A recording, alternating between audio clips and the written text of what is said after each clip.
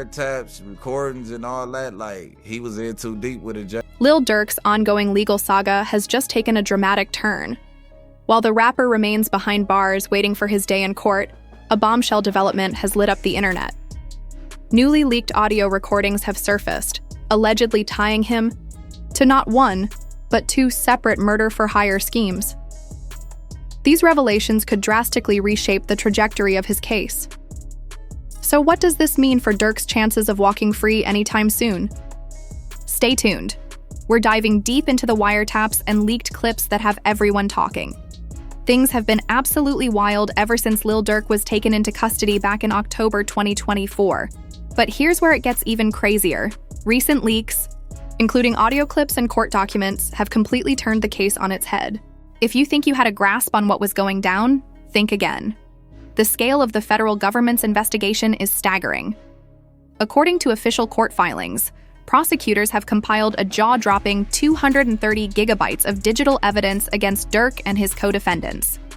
We're talking about hours of wiretaps, surveillance videos, and a staggering 20,000-plus pages of documentation outlining alleged acts of violence. It's the sheer volume of material that led to the postponement of Durk's trial. Durk's trial, originally scheduled for January 7, 2025, has now been pushed back to October 14th as both prosecutors and defense attorneys admit the case is layered with complexity. But what no one saw coming was the unexpected twist. Parts of the government's evidence somehow leaked into the public domain. The result? A full-blown media frenzy, with narratives being shaped months before a single word is uttered in court. So, what's in these leaked files that has everyone talking? Reports from April 2025 point to wiretapped calls allegedly capturing Durk, discussing payment details tied to murder-for-hire schemes. One video now making the rounds online claims federal agents strategically planted an informant in the same jail pod as one of Durk's associates, leading to secret recordings of deeply incriminating conversations. Earlier this month, another video dropped, digging deeper into the wiretap evidence and an alleged confession from Brick Baby, one that ties him directly to the murder-for-hire, charges swirling around Lil Durk. In the recordings, Brick Baby seems to implicate himself and Durk, with mentions of a shady figure known as Jay Reed, hinting that things might have gone way deeper than anyone realized. These leaked clips mirror what's already outlined in official court filings, offering a clearer picture of how federal investigators have been building their case methodically and with precision. But perhaps the most damning element of all, the informants and secretly recorded jailhouse conversations. One major twist centers around a man referred to in documents as AJ. After being arrested for driving a stolen vehicle allegedly linked to a murder, AJ landed in Illinois River Correctional Center. According to court records, the FBI strategically placed a wired informant in his cell, who then captured AJ allegedly spilling crucial details. The recorded conversations paint an even darker picture, reportedly detailing how the planning and execution of Stefan Mack's murder were orchestrated, along with the payments made for the hit. This piece of evidence is especially damaging because it seemingly connects Durk directly to the financial side of Mack's killing, a hit that prosecutors argue was a retaliation for the 2021 murder of Durk's brother, Dante D. Thang Banks. But that's not all. According to the tapes, another figure referred to as Marley is mentioned repeatedly by AJ, who allegedly names him as playing a crucial role in the homicide. This kind of first-hand, detailed confession is exactly what prosecutors dream of in cases like these. And it looks like the feds have managed to secure multiple such testimonies, potentially stacking the odds even higher against Durk. But the audio evidence keeps piling up. According to a CBS Chicago report featured in one of the leaked videos, prosecutors claimed that Stefan Mack was shot outside the Youth Peace Center in Roseland. The FBI has reportedly connected the two men charged with his murder to Lil Durk through a mix of text messages and confidential informants.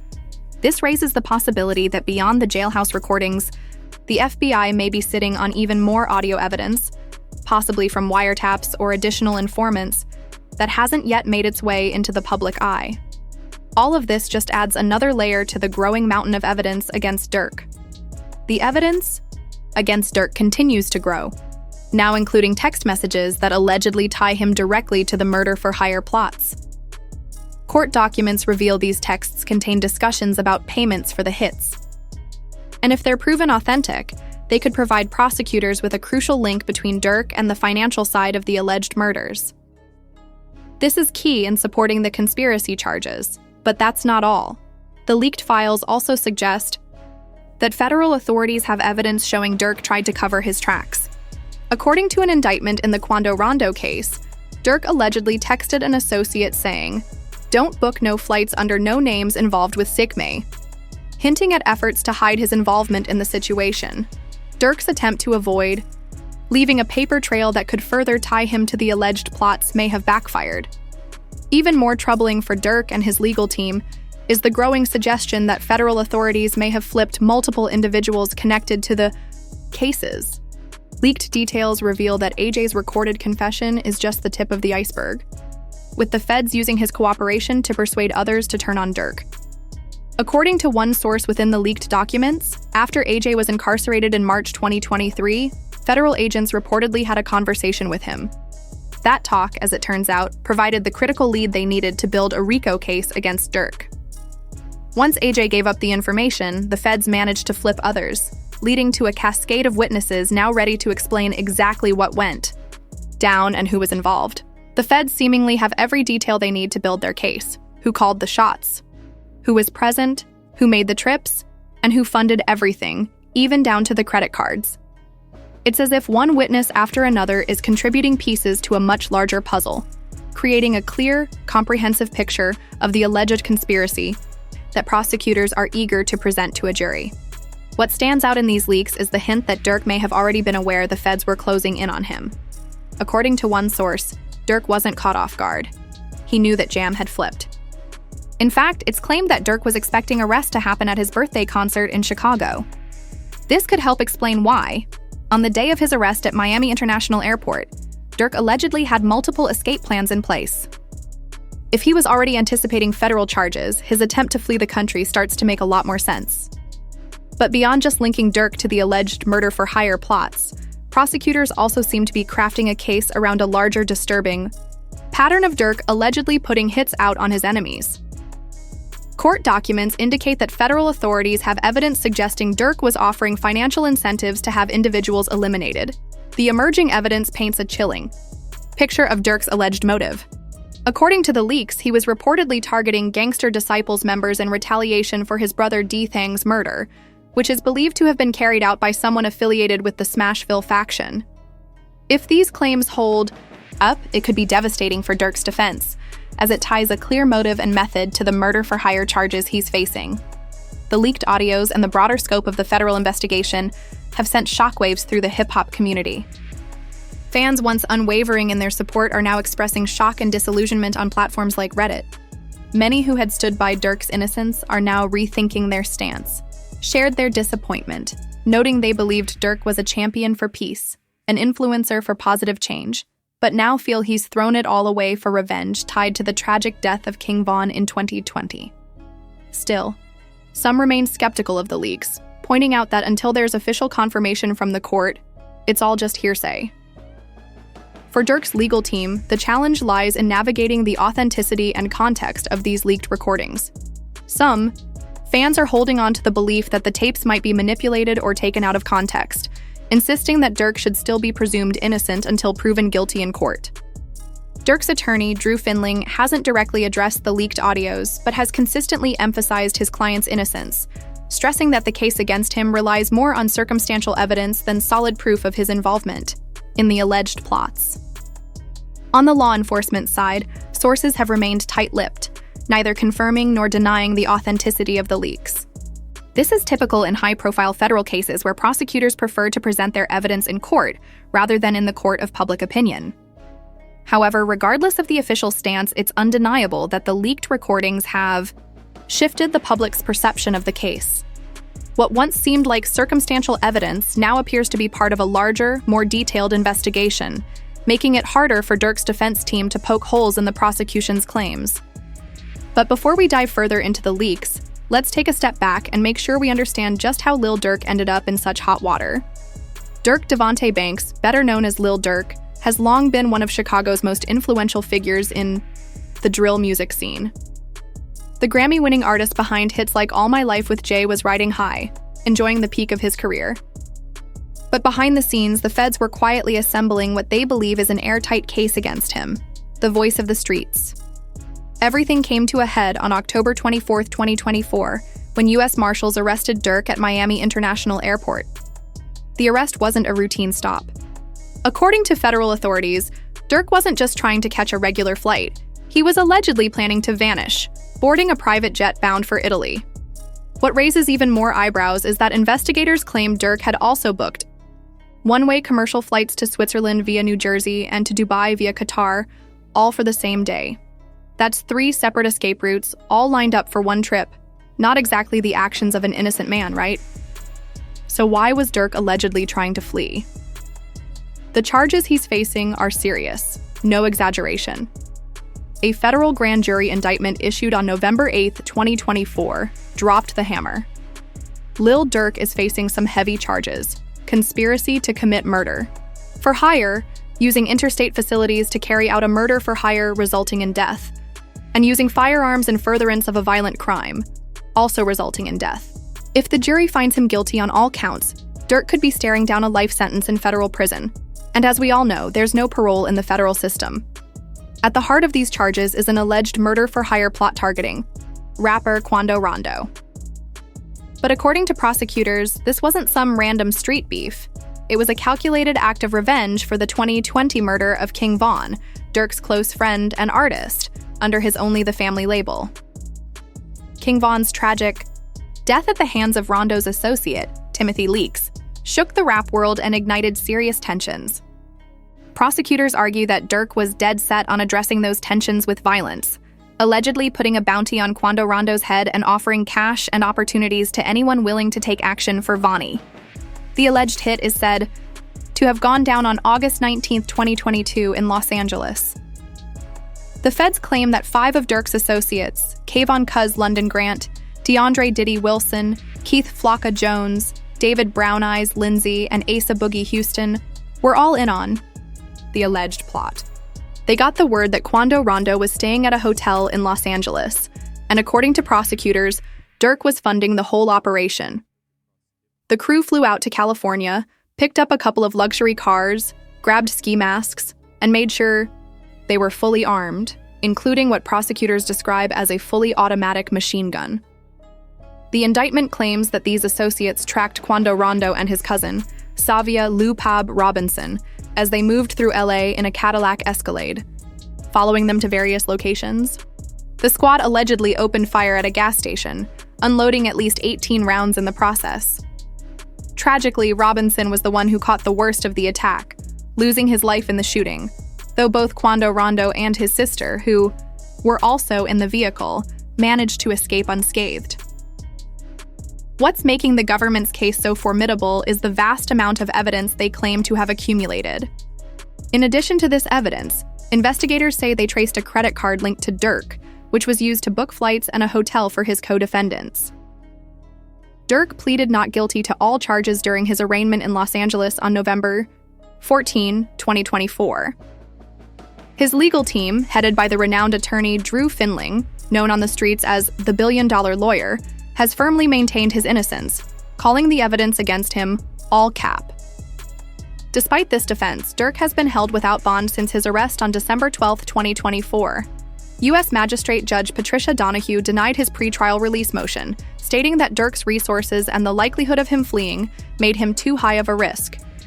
His legal team offered a substantial bond package, including $2.3 million in equity from 2 Georgia properties, $1 million in cash from Sony Music, along with 24/7 security. But the judge wasn't swayed. Things only worsened when prosecutors claimed Durk had been violating jail rules at the Metropolitan Detention Center in Los Angeles by making unauthorized 3-way calls, further convincing the judge that he should remain locked up. These jailhouse violations would come back to haunt Durk in ways no one expected. But the case against him doesn't stop with the Quando Rondo shooting. In a shocking twist that complicates his legal troubles even further, a newly unsealed FBI affidavit filed in Chicago in 2023 suggests that Durk might be linked to a second murder-for-hire plot. This one involves the January 2022 shooting of Stefan Mack, a 24-year-old believed to be a shot caller in the Smashville faction of the Gangster Disciples. The FBI affidavit details text messages and social media posts discussing payments from Durk for Mac's murder, allegedly as revenge for the 2021 killing of Durk's brother, Dante D. Banks. While Durk hasn't been formally charged in this case, prosecutors have used this affidavit to argue against his release in the Rondo case, pointing to what they describe as a troubling pattern of violent behavior. Federal prosecutors also claim Durk offered financial incentives for other hits, including one targeting a family member of a witness, though specific details on these allegations remain scarce. During his December 2024 detention hearing, prosecutors emphasized why Durk is considered a danger to the community, adding fuel to the fire of his already mounting criminal charges.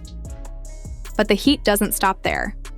Durk is also dealing with multiple wrongful death lawsuits related to violent incidents allegedly tied to him and his associates.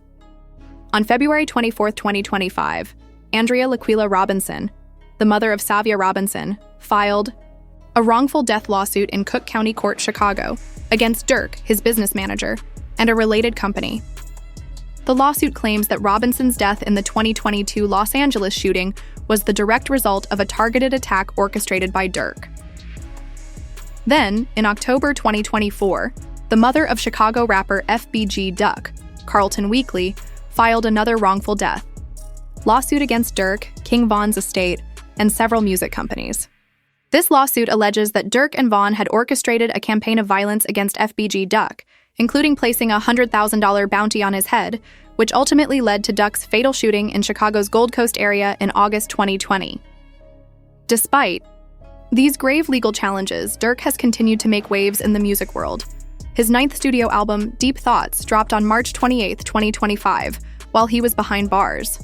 On Instagram, Durk shared a message on March 27, 2025.